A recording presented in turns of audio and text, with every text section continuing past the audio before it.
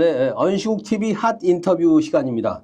오늘은 정의기억연대 이나영 이사장님을 초대했습니다. 어서 오십시오. 네, 반갑습니다. 네. 우선 제주항공 참사 희생자들을 애도하고 가족 여러분에게 깊은 위로의 말씀을 드립니다. 자, 기사에 따르면 그 내란 상설특검의 후보 추천위원으로 네네, 위촉이 되셨더군요. 네네. 지금 어떻게 진행이 됩니까? 저희가 사실은 위원회는 의장님이 네. 일단 대통령, 당시 대통령 그리고 이제 그다음에 권한대행에게 추천 의뢰를 하는 직이에요. 그래서 의장이 선정해서 이제 추천 의뢰를 했고 그게 12월 초였는데 지금 벌써 거의 20일 가까이 된 것 같아요. 네, 근데 저희가 임명장도 받고 회의도 2차례 했습니다, 사실은. 며칠 전에는 좀 비상회의 같은 걸 했었어요. 네. 왜냐하면 계속 추천 의뢰가 권한대행으로부터 미뤄지고 있어서 이거는 이제 위법하다라고 성명서도 내고 그랬는데 지금 일단 권한대행으로부터 추천 의뢰를 받지 못했기 때문에 일이 진행되고 있지 않습니다. 네. 이사장님 나름대로의 뭐 후보 추천 기준 이런 게 좀 있으신가요? 저는 이제 2가지 임무를 맡았는데 하나는 이제 후보 추천이 7명인데요. 네. 3명은 당연직, 정부 측 당연직이고 법무부 차관까지 포함되어 있습니다. 네. 그리고 이제 내부는 교섭단체 민주당 2분 추천하셨고, 그다음 조국혁신당 1분, 진보당 1분 이렇게 추천해서 4분이 됐는데 저희들은 일단 가장 적합한 어떻게 보면 우리나라 검찰도 이제 사실 서울법대라는 연줄로 이어져 있고 또 물론 훌륭한 검사님들 계시지만 대체로 그 위계적인 조직이기 때문에 이 선후배 질서에서 좀 흔들릴 수도 있고 혹은 자신의 개인적인 어떤 욕망 때문에 이런 수사를 그르치거나 혹은 과잉되게 할 수도 있잖아요. 이제 그런 부분을 좀 살피어서 좋은 분을 추천하는 것이고 또 하나는 이제 7분이 합의를 해야 되는 것이기 때문에 혹시나 이상한 분이 또 추천될 수도 있잖아요. 네. 사실 우리가 이제 윤석열 당시 특검을 생각했을 때도 그런 점들을 고려하지 못했다는 뼈아픈 성찰이 지금 있잖아요. 네. 그러니까 이제 그런 분이 안 되게 하는, 그러니까 검증하는 역할을 좀 하고 있습니다. 그래서 되도록이면 이제 좋은 분이 공정하게 또 신속하게 이제 이 사건을 처리할 수 있도록 저희가 여러 가지 고민을 하고 있습니다. 알겠습니다. 자, 이제 본론으로 들어가겠습니다. 윤 정권이 그 대일 굴욕 외교로 국민의 그 자존심을 짓밟지 않았습니까? 네. 여러 가지 문제가 있습니다만은 무엇이 특히 문제적이라고 보시는지 사례를 한 2가지만 꼽아주시죠. 참 어려운데요. 2가지 꼽기가. 왜냐하면 아시겠지만 윤석열 대통령 후보 시절부터 대일 외교 공약이 이렇게 많지 않았어요. 아주 간단했어요. 뭐냐면 그랜드 바겐, 패키지 딜, 뭐 포괄적 해결 이런 얘기를 하면서 뭐 강제동원이나 일본군 위안부 문제, 또 수출 규제, 지소미아 등을 이제 한 테이블에 놓고 톱다운 방식으로 추진한다. 뭐 이런 정도예요. 그리고 뭐 한일 간의 셔틀 외교를 복원한다. 근데 사실 보면 그 이후로부터 진행된 것이 보면 제일 처음에 한 게 사실은 사람들이 좀 잊고 있는데 2015 한일합의를 준수하겠다는 메시지를 이제 일본에 계속 보내요. 왜냐하면 실제 일본 정부가 그때 이제 기시다 총리였고 기시다 총리가 2015 한일합의 때 외교부 장관이었죠.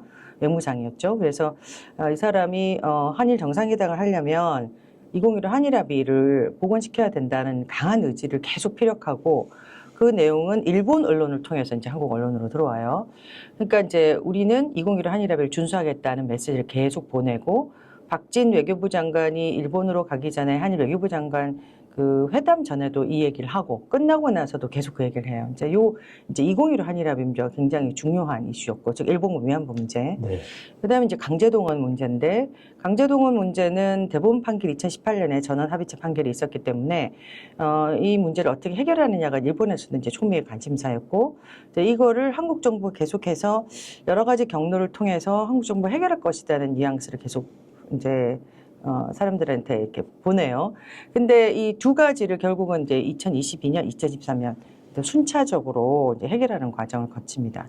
그러고 나서 중요한 게 또 후쿠시마 핵 오염수 방류에 찬성하고 그리고 강제동원 문제는 이제 연결되어 있죠. 사도강산 강제동원의 역사를 지운 사도강산 유네스코 등재에 찬성해주고 뭐 이런 일들이 이제 있었죠. 사실은 그게 결국은 이제 일본 해상자위대가 독도 인근 해상에서 자주 한국군 혹은 한미연합훈련이라는 명목으로 이제 군사훈련을 한다든지 뭐 이런 일들이 이제 계속 발생했다고 저는 생각해요. 그래서 가장 중요한 게 이제 두 가지 사례라고 한다면 2015 한일합의 일본군 위안부 문제를 해결해 주는 것, 그리고 일본이 해결했다고 하는 것을 확정해 주는 것. 두 번째는 우리 대법원 판결에서 나왔던 것을 뒤집고 한국 정부가 일본 전범 기업을 대신해서 한국 기업의 돈을 가지고 피해자들이 이제 배상받을 권리를 어떻게 보면 면제해주고 그 돈으로 피해자들에게 사실은 보상도 아니고 배상도 아닌 이제 돈으로 해결하는 이 제3자 변제안을 내놨다. 저는 이 두 가지가 가장 중요한 문제였다라고 생각하고 있습니다. 제3자 변제안은 돌이킬 수 없는 건가요? 지금 이거는 만약에 차기 정부가 들어서면 조금 이제 여러 가지 지점에서 다시 재검토해 볼 일이 있긴 해요. 왜냐하면 그 이후로도 판결이 계속 나고 있고 실제로 강제동원 지원재단에 돈이 고갈된 상태이기 때문에 그 말을 했지만 이분들에게 피해자들에게 보상을 전혀 못하고 있어요.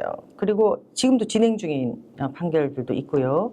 그렇기 때문에 이게 과연 적법한 것인가 그리고 그 절차나 내용상 올바른 것인가에 대해서는 재검토가 반드시 필요하고 더 중요한 거는 사실 이 윤석열 정부가 처음부터 뭐 법치주의, 뭐 자유민주주의 이런 얘기를 계속 했지만 사실 대법원 판결, 확정 판결이 난 것을 뒤집고 일본의 전범 기업에 손을 들어주면서 일본에 면죄부를 줬다는 거 이 자체가 사실은 정치적으로도 용납되기 되게 어렵고 법적으로도 문제가 있는 것이죠. 그러니까 기본적으로 상권 분립이라는 이 가장 기본적인 민주주의 원칙을 훼손하면서 이루어진 것이고 그리고 이 대법원 판결에서 굉장히 중요한 게 뭐냐면 한반도 일제의한 한반도 불법 강점에 기인한 반인도적 범죄 행위로서 강제동원이라는 얘기를 한단 말이에요. 이 판결문에.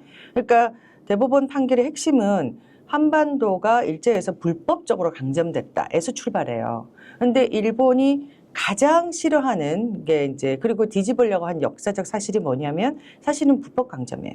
네. 여기에 기인한 일본군 성노예제, 강제동원 이 문제를 없었던 것으로 혹은 불법적인 것이 아닌 것으로 만들려고 하는 거거든요. 근데 이 문제를 일본 정부의 그동안의 주장에 편을 들어주면서 우리 대법원 판결을 한국의 대통령이 부정했다. 이제 이 문제가 있기 때문에 이건 법적으로도 저는 따져봐야 될 문제라고 생각합니다. 네. 그 대통령이 또 탄핵을 앞두고 있고 네. 내란의 수괴였지 않습니까? 네. 이런 그 사회적 환경이 또 다른 사회적 합의로 이어질 수도 있겠군요. 그렇죠. 네네네. 사실은 우리가 이제 이번 사태를 보면서 대통령이 이 헌정 질서를 훼손하고 한국 시민들이 그동안 애써 일궈온 자유민주주의 정신, 가치 이런 것들 근본적으로 무너뜨리려고 했잖아요. 근데 그것은 사실 돌이켜보면 이 정부가 들어섰을 때부터 굉장히 꾸준하게 이루어진 행동이다라고 볼 수 있을 것 같아요. 물론 이번 이제 내란 사태가 가장 정점을 찍었지만 말이죠. 네. 사실 대한민국의 헌법적 가치는 사실 보수와 진보가 함께 이룬 사회적 합의지 않습니까? 네네. 네. 그런데 윤 정권이 유린한 헌법적 가치 중에서 특히 이 이사장님 어떤 가치에 주목을 하십니까? 이제 우리 전문에 보면 3.1 운동으로 건립된 대한민국 임시정부의 법통을 이어받는다. 그다음에 두 번째가 이제 불의의 한 거인 4.19 민주 이념을 계승한다. 이제 두 가지잖아요. 저는 이 두 가지를 일단 기본적으로 이 사람이 훼손했다고 봐요. 그러니까 사실 이 정부가 들어서자마자부터 친일 편향적인 외교를 계속 펼쳤고 그걸 실현하기 위해서 저 사람이 정말로 일본의 우익과 같은 생각을 가지고 있나? 이런 사람들을 이제 주변에 두고 나중에는 이제 주요 역사 기관장에도 소위 뉴라이트라고 하는 이제 반민족주의자들을 대거 등용하면서 그 사람들이 입을 통해서 3.1 운동 정신을 근본적으로 훼손했잖아요. 네. 이게 여기서부터 저는 굉장히 문제적이다. 헌법 정신을 훼손한. 그다음에 두 번째가 4.19 민주 이념이라는 게 결국은 자유민주주의 정신인데 결국 민주주의라는 게 결국 민에 의한 통치고 자유주의라는 것이 결국은 법에 의한 통치잖아요. 근데 이 두 가지를 사실은 지금까지 끊임없이 훼손하면서 여기까지 왔잖아요. 그러니까 헌법적 가치를 훼손한 거는 이제 처음부터 시작됐다라고 보고 조금 전에 말씀드린 대로 그 정점이 결국 비상계엄 선포로 내란죄를 저지르고 심지어 전쟁을 획책했다는 그 정황도 지금 속속 밝혀지고 있잖아요. 이제 이런 점에서 저는 정말 위헌적이고 위법적인 어떤 행태를 계속해서 저지르고 지금도 그런 상태에 있다라고 말씀드릴 수 있을 것 같아요. 네. 윤 정권의 악행 중에서 특히 꼽을 만한 악행이 말이죠. 뉴라이트 친일파의 득세 아니겠습니까? 네네, 사실 우리가 네. 친일파를 제대로 청산 못했기 때문에 여기까지 온 게 아닌가 네. 싶습니다. 이 문제를 그 발본적으로 해결하려면 어떻게 해야 됩니까?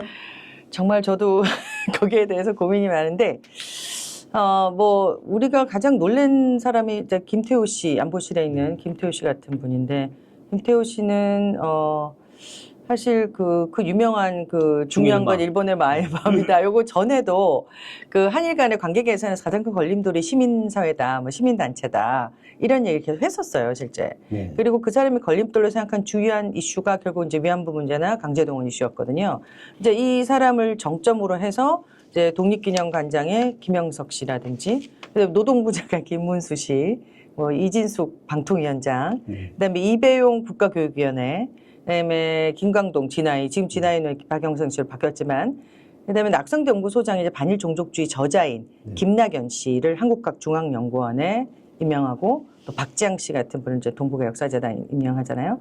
저는 이제 일단 이 정부에서 가장 큰 문제 중에 하나가 그동안에 이제 아스팔트 극우들도 있고 유튜브 극우들도 있고 또는 지식인을 가장한 극우도 있고 뭐 혹은 정치인 중에 일부 또는 행정부의 일부가 있을 수 있잖아요. 근데 이분들이 이제 대거 이제 정렬을 하고 그래서 결국 그 극우들이 주류화가 됐고 그러니까 주류가 또 극우화가 됐다. 이 부분이 굉장히 중요한 부분이고 이들의 입과 행동을 통해서 한국의 역사가 정말 돌이킬 수 없을 정도로 훼손되고 있다. 이렇게 보고 있어요.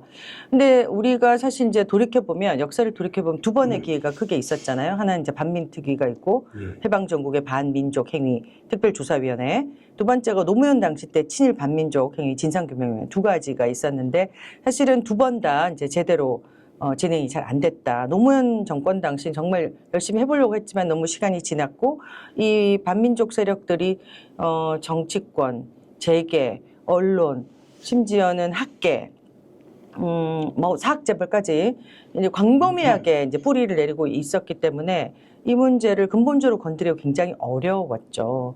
저는 만약에 이제 이번에 정권이 바뀐다면 적어도 최소한 우리가 명확히 확립된 역사적 사실을 부정한 행위, 이건 이제 역사 부정죄라고 합니다. 보통 유럽에는 굉장히 많은 나라들이 이 법을 갖고 있죠. 뭐 독일을 필두로 해서. 그러니까 이제 역사 수정주의까지 포함해서 이제 이런 이제 과거에 이런 사실들을 우리가 독재 체제까지 포함해서입니다.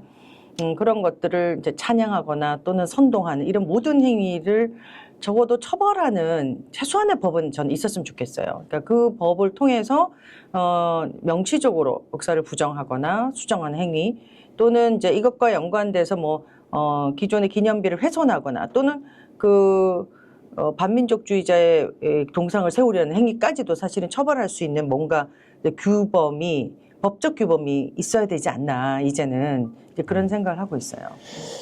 반민특위의 실패를 좀 거울 삼아서 말이죠. 저는 반내란 특위를 만들어서 이 내란 단죄를 확실하게 해야 된다는 생각을. 그거는 너무 정확하게 지적하셨는데 지금 이 상황에서 이 내란에 동조하거나 협력하거나 적어도 묵인하거나 방조한 이 세력들이 저는 이들과 뿌리가 같다고 보거든요.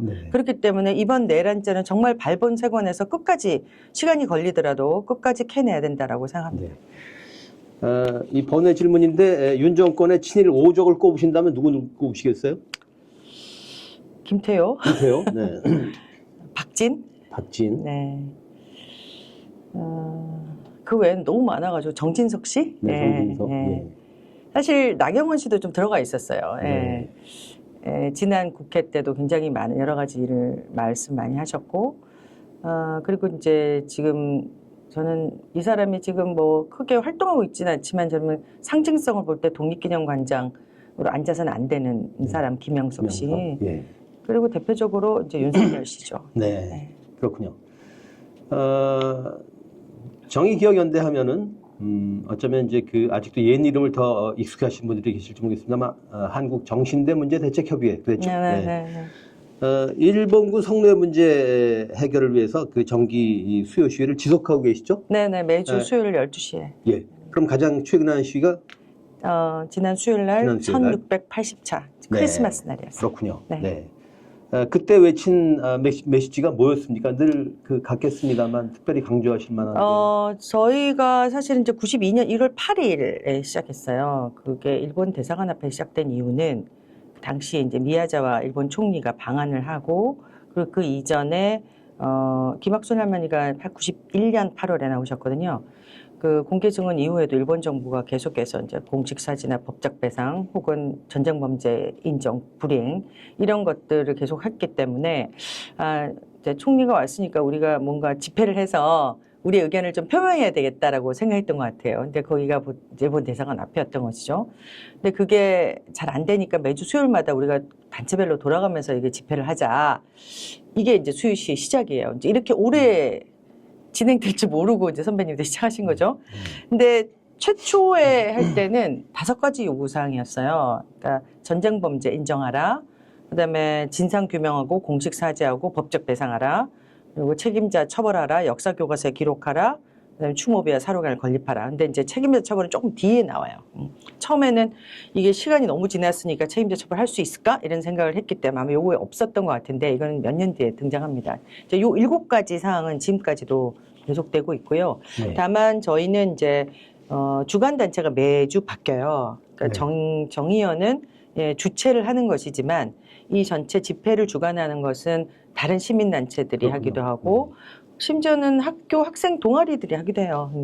이제 그들의 의제가 있잖아요. 그 의제와 그 주의 가장 중요한 의제가 이제 결합돼서 이제 메시지가 나가는데 당연히 이제 지난주 같은 경우는 이제 윤석열 내란죄에 대한 것이 가장 중요했고 크리스마스 날이었고 사실 그 전날 24일에도 저녁 늦게까지 이 집회가 있었는데 그럼에도 불구하고 정말 많은 시민들이 이 단체에 소속되지 않은 개인 시민들이 그날 12시에 크리스마스 날에 나오셔서 이 윤석열 정부의 이 대일 굴욕 외교를 비판하시고 그리고 이런 내란죄를 비판하는 그런 목소리를 내주셨어요. 네. 정의기억연대 수요 시위는 그러니까 연대 모범이군요. 그렇죠. 사실은 이게 국내 연대의 모범이기도 하지만 국제연대 모범이기도 해요. 그러니까 저희가 이 문제를 제기할 때 일본에 있는 정말 양심 있는 시민 단체들이 처음부터 저희랑 결합을 했었고, 그래서 피해자들이 일본에 가서 일본국 상대로 손해배상 청구 소송을 진행하거든요. 근데 그걸 지원하기도 하고 법적 지원을 하기도 하고 또 일본에 나온 피해자들 돌보기도 하고, 자 요게 퍼져서 이제 미국에 있는 시민 단체들, 뭐 유럽에 있는 시민 단체들이 일본군 성노예제 문제 해결을 위해서 이제 나서게 됩니다. 이제 이 단체들이 수요 시위에 직접 오기도 하고 또는 그들의 역량에 맞게 수요 시위를 또 그곳에서 개최를 해요. 그러니까 뭐 한 달에 한 번 하는 단체도 있고 무슨 특별한 날에만 하는 단체도 있고 또 그 단체들이 주도가 되어서 뭐 소녀상을 건립하기도 하고, 그래서 사실은 옛날에 우리가 초국적 연대라든지 뭐 글로벌 연대 이런 개념이 없었을 때부터 이미 정의경 연대 혹 이전 정대협은 이제 국제 시민사회들과 함께 이 문제를 세계에 알리기 위해서 노력해왔던 것이죠. 그렇군요. 막 이제 소녀성 얘기가 나왔습니다만 유럽의 이탈리아에도 평화의 소녀성이 세워졌죠? 네. 네. 일본 도쿄 시내 평화의 소녀상을 세우는 게 목표다. 이런 얘기하신 것을 들었습니다. 이거 오문 같습니다만은 평화의 소녀상을 세계 곳곳에 설치하는 것 어떤 의미와 효과가 있습니까? 이제 이게 원래 평화비 혹은 이제 기림비 이제 이런 제 차원에서 만들어졌는데 수요 시위 7가지 중에 추모비 건립이 있었잖아요. 그러니까 추모비라는 게 이제 억울하게 돌아가신 희생자들의 영령을 기리는 것이죠. 근데 그 차원에서 넘어서자. 왜냐하면 이분들이 단순하게 그냥 억울하게 돌아가신 영령일 뿐만 아니라 이분들이 생존해서 이 문제를 세계에 알리는데 적극적으로 기여한 사람들이잖아요. 네. 그러니까 그래서 그 중에 또 몇 분은 정말 세계적으로 인정받는 인권 운동의 활동가가 되시기도 하고 김복동 네. 할머니나 뭐 김학순 할머니나 이제 그런 분들의 용기를 기리자 이제 이런 의미로 평화비 혹은 평화의 소녀상 이제 이런 거예요. 그리고 그분들이 평상시에 염원했던 게 크게 보면 이제 평화예요. 그러니까 전쟁이 일어나면 세상에서 가장 약한 자들, 여성뿐만 아니라 아동들 또는 뭐 사회적 약자들이 피해를 보잖아요. 네. 근데 이런 일이 일어나지 않았으면 좋겠다는 게 많은 분들의 소원이셨고 또 두 번째가 그러니까 그런 다양한 차이가 있음에도 불구하고 우리가 좀 평등하게 어깨를 나란히 하면 살았으면 좋겠다. 이거는 김학순 할머니의 정말 첫 번째 소원이기도 하셨어요. 일본의 젊은이들과 우리의 젊은이들이 평등하게 서로 멸시하고 미워하지 말고 잘 살아갔으면 좋겠다. 평화롭게. 이제 이런 얘기를 하셨거든요. 그러니까 이제 평등, 평화 이런 가치를 세상에 알리는 역할을 해야 되겠다. 그래서 이름도 바뀐 거고 이제 소녀상 형태로 이제 만들어진 거죠. 근데 이게 이제 그 각 지역에 나가면서 그 지역의 역사하고 또 결합이 돼요. 예를 들어 독일 같은 경우는 2차 세계대전의 가해의 경험도 있지만 그 연합군이 들어오면서 독일 여성들이 소련 연합군에 의해서 굉장히 많은 강간을 당합니다. 그러니까 피해의 역사가 또 같이 있어요. 그러니까 이런 전쟁의 역사 속에 가해와 피해의 역사가 얽히고 그런 속에서 우리는 이걸 왜 기억해야 되냐면 결국 그런 문제를 다시는 반복하지 않겠다는 우리의 결심 그리고 과거에 대한 성찰 이를 통해서 좀 더 평화로운 세상을 열어나가겠다는 어떤 다짐 예, 행동 이런 것들을 이제 연결시키자는 것이죠. 그리고 지금도 일어나고 있는 이제 전 세계 분쟁 지역이나 전쟁 지역에서 이런 전시 성폭력의 문제, 폭력의 문제, 인신매매 이런 문제들을 환기하고 우리가 계속해서 우리가 나갈 방에 뭔가를 이제 알려주는 그런 이제 상이 필요한 거죠. 그래서 그 지역에서는 그런 의미를 담아서 이제 비문도 다 따로 만들어요. 그러니까 네. 원래 있던 의미에 더해져서. 그래서 지금도 일어나고 있는 여러 가지 전시 성폭력과 인권 침해 문제, 이제 전쟁이 발생했을 때 이런 문제들을 사람들이 계속해서 이제 각인하고 환기하고 이런 역할을 한다. 네, 그렇기 때문에 지금 이제 전 세계 평화비가 31개 정도가 있고요. 네. 딱 소녀상 형태는 14개 정도가 있습니다. 네. 그렇게 계속 세워지고 있는 것 같아요. 그렇군요. 그러니까 로컬라이즈의 의미도 있는 거군요. 맞습니다. 네. 알겠습니다. 전시 성폭력은 사실상 역사상 모든 전쟁에서 자행됐지 않습니까? 네네. 지금도 광범위하게 발생하는 현재 진행형 문제입니다. 네. 이 문제에 대해서 세계 시민이 어떻게 대응해야 한다고 보십니까? 사실은 이제 두 가지죠. 전쟁이라는 것과 이제 성폭력 이 두 개가 결합된데 1대1의 관계는 아니고 1+1이 됐을 때 이제 굉장히 다양한 결과가 나오는데 결국은 이제 성폭력이라는 것은 이제 가부장제 사회나 남성 중심 사회에서 여성의 성을 도구화하는 방식하고 연결돼 있고 그것은 지금 우리 20대, 30대, 뭐 10대부터 분노하고 있는 뭐 N번방이나 딥페이크 사건하고도 연결이 되잖아요. 그러니까 꼭 전쟁이 아니라도 일상 속에서도 여성들은 이런 성폭력의 위험에 노출되어 있고 그리고 실제로 그런 피해를 경험하고 있습니다. 이제. 네. 그러니까 그런 근본적인 원인을 우리가 직시하자. 이제 이게 있고요. 그리고 그걸 개선하기 위해서 각자의 자리에서 노력해야 되는 게 하나가 있고 또 하나는 되도록이면 이제 어떠한 전쟁도 일어나서는 안 되는 것이죠. 그러니까 전쟁을 반대하고 평화로운 세상을 만들기 위한 우리의 다짐과 노력이 굉장히 필요한 것이죠. 그러니까 이 두 개가 이제 결합돼서 계속해서 전 세계 시민들이 노력해야 되는 것인데 저희는 이제 구체적으로 이런 이제 반전 평화 운동 단체들과 연대하는 곳도 있지만 실제로 분쟁 지역에 또는 전쟁의 피해자들을 돕는 활동을 하고 있어요. 그러니까 나비기금이라고 2012년에 만든 기금이 있습니다. 이제 이 기금이 만들어졌을 때 처음에 이제 김복동 할머니와 기론옥 할머니께서 전 세계 증언을 계속 다니셨잖아요. 그 증언을 다니다가 보니까 우리보다 더 열악한 환경에서 정말 처참하게 살아가고 있는 피해자들과 그 아이들을 보게 된 거예요. 그래서 그 사람들 좀 도와주고 싶다. 근데 그 일에 내 나머지 삶을 헌신하고 싶다는 의사를 표시하셨어요. 거기에 따라서 이제 할머니들이 기금을 또 내시고 정대협이 또 기금을 내고 일종의 매칭 펀드 같은 것이죠. 거기에 이제 시민들이 이제 모금을 해주셔가지고 시민 모금 형태로 그래서 나비 기금이 만들어져서 우간다나 콩고나 뭐 지금 저희가 팔레스타인도 가고 있습니다. 팔레스타인의 힐링센터를 저희가 운영하고 있거든요. 뭐 로힝야 지역에도 가기도 하고 그리고 베트남 전시 성폭력 피해자들 돕기도 하고 이제 이걸 지금 꾸준히 계속하고 있습니다. 2012년 이후로. 그러게요. 그러고 보니까 대한민국이 이 가해자인 전시 성폭력 문제도 있군요. 네네. 이 문제에 대한 정의원의 입장은 어떻습니까? 대한민국의 전시 성폭력. 가령 베트남 전쟁 당시에도 그런 문제가 네네네. 네, 사실은 이제 베트남 전쟁 당시에 사실 일본군 성노예 제도하고는 좀 달라요. 이거는 제도적 차원은 아니었기 때문에 네. 그렇지만 이제 군인에 의한 강간이나 혹은 현지처 같은 형식으로 여성을 성적으로 착취한다든지 이런 일들이 있었잖아요. 이제 여기에 대해서 우리 스스로 과거를 돌이켜보고 성찰하고 또 그 사람들이 어디에서도 환영받지 못하고 손가락질 당하고 또는 버려지기도 했거든요. 이제 그런 사람들을 돕는 일에 우리가 오히려 앞장서야 된다는 것을 아주 초기부터 우리 위에 선배님들이 가지고 계셨던 것 같아요. 네.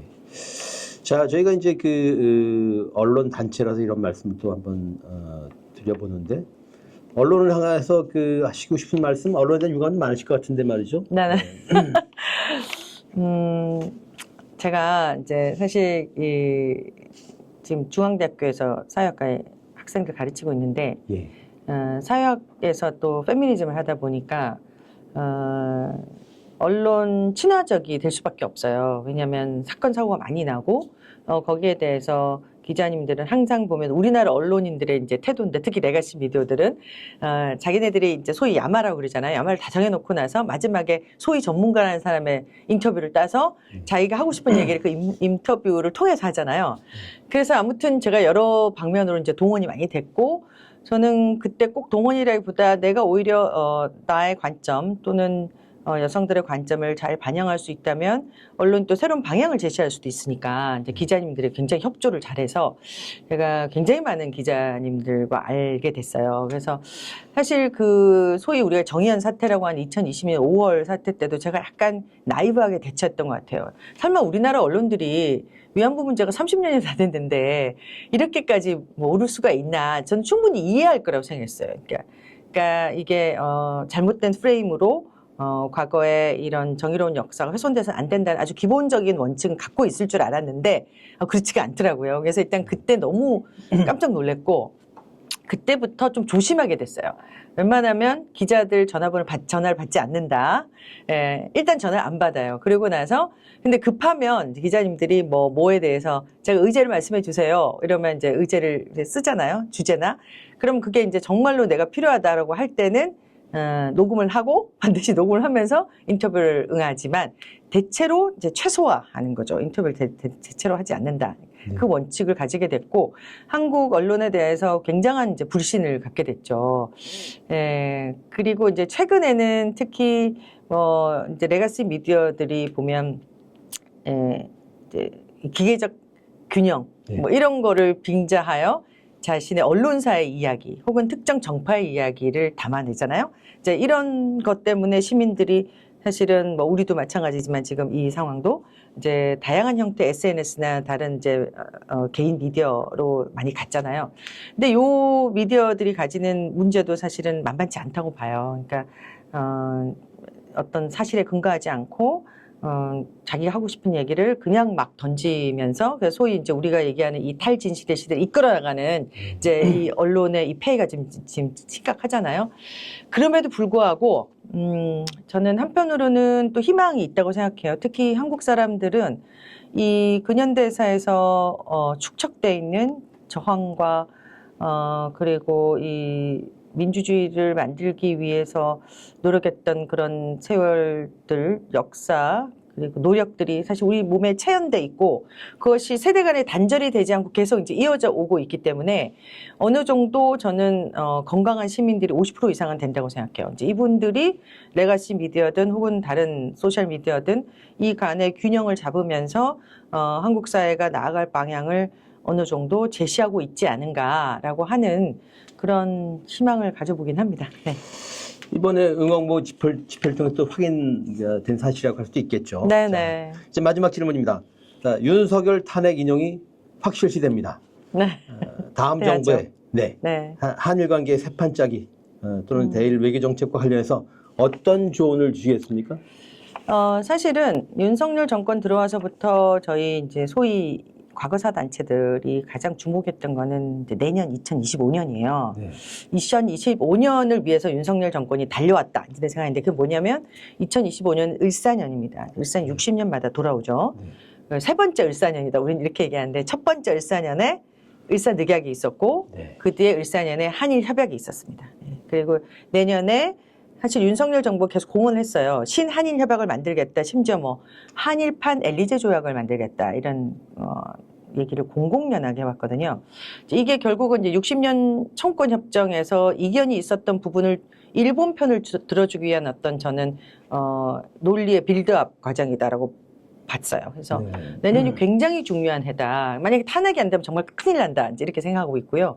자, 그렇다면 이 새 정부가 만약에 들어선다면 새로운 을사년에 우리는 한일 관계에 어떤 비전을 보여줄 수 있을 것인가, 혹은 더 나아가서 한국이 동아시아에서 어떤 역할, 어떤 위상을 가지고 나갈 것인가, 이제 이런 고민을 철저히 해야 된다고 생각하고요. 그러기 위해서 이제 우리가 앞에서 얘기했던 이제 몇 가지 이제 조건들이 있잖아요. 그 어떤 교수님이 이런 얘기를 했는데, 유럽 사시는 분이에요. 그 터무니없는 소리 같았던 이 부정주의자들의 시도가 반세기가 지난 후 유럽에서 극우 정치 세력의 복권으로 드러났다. 이제 이런 얘기를 해요. 그게 이제 우리 사회도 사실은 그럴 수 있다는 경고를 이미 이게 이제 몇 년 전에 나온 얘기예요. 그래서 윤석열 정부 탄생 전에 나온 얘기거든요. 근데 지금 윤석열 정부가 사실은 그런 극우 세력의 복권을 노리는 정부, 소위 우리가 친일파 정부라고 하지만 이제 극우 이제 보수 세력이 집권하는 그런 이제 현상 우리가 목도했잖아요. 네. 자, 요 기결된 현상을 다시 한번 돌이켜 보면서 우리가 그 뿌리를 어떻게 이번에는 잘 드러낼 수 있을 것인가. 결국은 이제 독일 같은 경우도 과거사를 청산하기 위해서 굉장히 노력을 많이 했잖아요.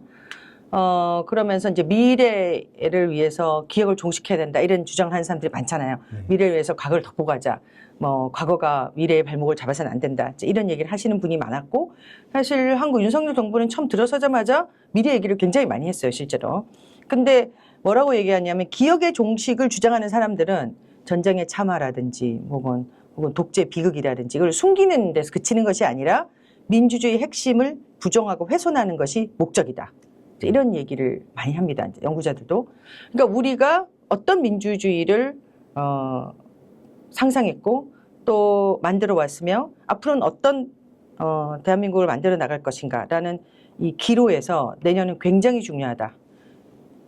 그런 점에서 이제 과거를 어떻게 직시할 것인가라는 것이 이 차기 정부의 중요한 어떤 책임으로 남겨지겠죠. 알겠습니다. 핫 인터뷰 오늘은 이나영 정의경연대 이사장을 만났습니다. 고맙습니다. 감사합니다.